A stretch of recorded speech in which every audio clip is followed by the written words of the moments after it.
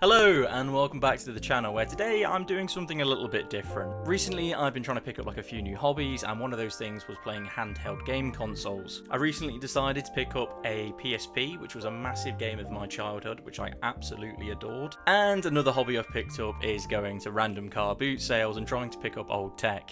And whilst on one of these excursions I came across a fake Nintendo Game Boy which cost me only £5. Yep, £5, that is it. And here it is, the Sup Game Box. Yeah, this is going to be terrible. Anyway, I thought, you know what, I'm going to dive into this and I'm going to give my first impressions of this on the channel with you guys.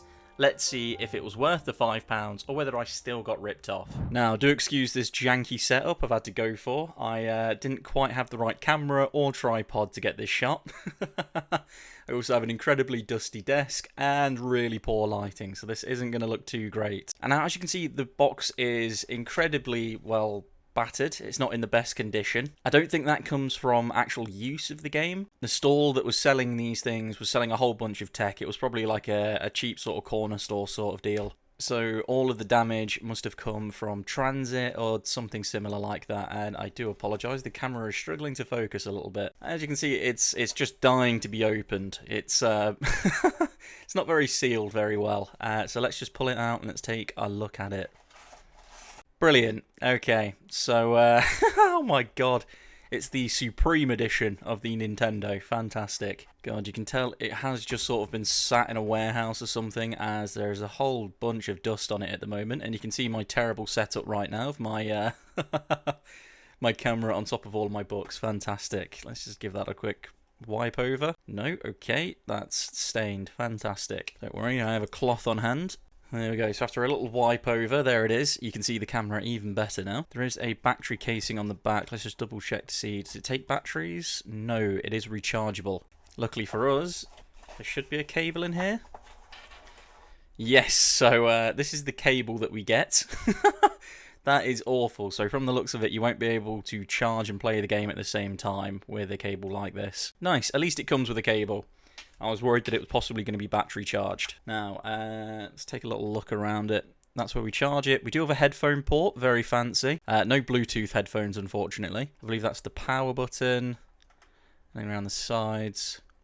And yes, a volume button here. Nice. Now, the actual button configuration, I can't think off the top of my head what the Game Boy had. Whether it was a X, Y, and... is that B? Yes, B. It feels okay, very cheap. A little bit tough to press down, but you know what, it seems okay. Now I say we start this bad boy up and see what it has to offer. Okay, so we're already off to a great start here. We have two languages to choose from. We have Chinese and English. However, the English, okay, it still has a bit of Chinese next to it. Let's just select English and we'll proceed. Okay, these buttons don't work. I just have to press start. Okay. Now, the options of games. We have Super Mario. We don't have Mario 2, but we have Mario 14. And then Mario 3 that we can dive into. I tell you what, we're just going to dive straight in with... oh, there's 400 games in total. I think we'll try Mario 1 and see what this looks like. No? Okay, I thought... this button isn't select, as it turns out. I'm guessing if I just press select, maybe? Or start? Yes, here we go. Nice. Okay, it doesn't actually look too poor of a quality. There's a little bit of a delay within the reactions. Okay. Jump seems okay. No, okay. Let's try this again. Gonna wait for him to come along. Jump. Yep, there we go. There is a slight delay in the controls. It is the tiniest bit janky, in all honesty. The buttons are incredibly stiff to push along. Yep, see, I'm trying to get him to jump. There we go. And now we can't go backwards. Okay, fantastic. And there doesn't appear to be a double jump option. Oh, I've also noticed this button jumps. This button jumps as well. What about the others? No, they don't do anything. Oh, we just about made it over. There we go. We've got another power up. How do I use this? There we go. As you see, if I press it. Okay, no, it's fairly responsive for this. Nice. Oh, okay. Something tells me maybe I'm not the best person to test this game. Okay, so from the looks of it, you can pause the game, but there's no menu that comes up. Here we go. So you can reset it here, and it does send you back to the Chinese English screen. Now, what do we want to play this time? You know what? Let's try another Nintendo classic. Let's go for Donkey Kong. We're going to go for Donkey Kong 3, just to mix things up. Okay, a little bit of a Space Invader vibe, this. So in all fairness, it's relatively responsive. You know what, for a car boot sale, I don't think this is actually too poor a quality. What is poor quality is my gaming skills. Okay, this will be a good test. We have a Mortal Kombat game we can try. Now, I've never played the original Mortal Kombat, so I'm interested to see how this performs. Oh, God. Yep, I'm just going to have to button bash because I don't know any of the controls. No, okay. Oh, God. I'm getting my ass kicked a little bit. Ugh, it's hard to judge the hitboxes on this a little bit. Oh, I managed to land a kick. I thought this is how you meant to play Mortal Kombat. I thought you just meant to button bash until you win. Yeah, okay. It's a little bit janky when playing games like this. I don't want to continue, no thank you. We do have an F1 race. I'm interested to see how that's going to work on this. I've tried to boot up this F1 game and it is not having any of it. Oh, no, here we go. Circuit number 1. Okay. This doesn't feel like an F1 game. Oh, I hadn't even started. There we go. Look at this high speed. Amazing graphics. We're doing 3 kilometers an hour. There we go. Oh, and you just simply pull across to the side. And you explode if you hit a barrier. Let's give it some throttle. Right. Yeah, it does just seem to be a loop circuit. And let's have a look at the steering. Absolutely horrendous. So the car continues to point forward like this the entire time. And from the looks of it, is there someone I'm trying to catch up with? I believe maybe. Yes, there is another car here. We're really struggling to keep up though. Oh, and the... Okay, the game just ended. We do have a bit of Spider-Man. Let's give this a try.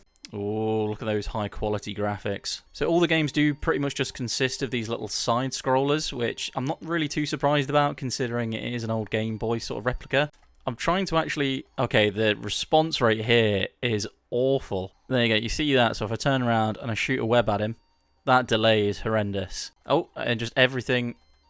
Oh, I can change levels? That's cool. Can I go back down the levels? Apparently not. Once I've gone up to the top, I am now stuck. I can't jump, and it takes way too long for my webs to fire. Now, I am interested to try this, the RoboCop game. Let's see what this has to offer. Ooh, we get some funky little cutscenes this time. Hold on, I selected English, and we're not getting English. Well, now we've got English at the bottom. We've just got some punch buttons, okay. They all do the same thing. And I don't exactly have anything else to work with here. Okay, so I'm just going to turn around and punch anything that walks at me. Okay, it's hard to punch motorbikes. Again, for games like this, the response rate just really isn't there. Am I punching cats and dogs now? What the hell's going on? Yeah, I think I'm done with this one.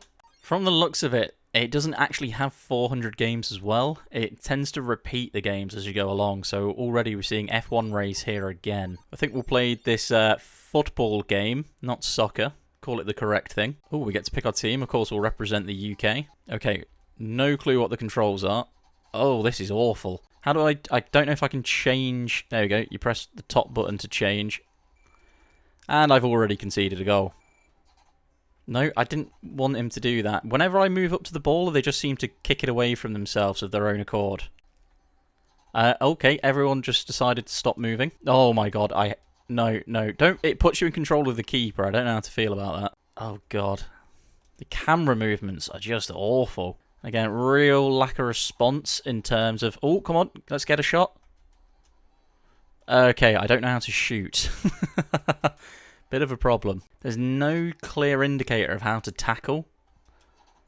And they've just dribbled the ball in. Okay, I think I'm done with this thing. Yeah, okay. This is just useless garbage. This is just awful. So, in conclusion, I think it's safe to say this thing was pretty terrible. We didn't get the 400 games that were advertised. The controls were incredibly janky and clunky. And, I mean, it says SUP on the front. I mean, it's pretty lame. Now, as much as that one was a failure, if you guys would like to see me pick up any more tech and sort of try it on the channel, do let me know down in the comments. At the same car boot, I actually came across a GS5, which is like the little tiny modem version of a PlayStation 5, and I found a bunch of other handheld consoles, so if you'd like to see me test those on the channel, do let me know. In the meantime, I just want to say thank you so much for watching, guys. I will see you guys soon, and goodbye.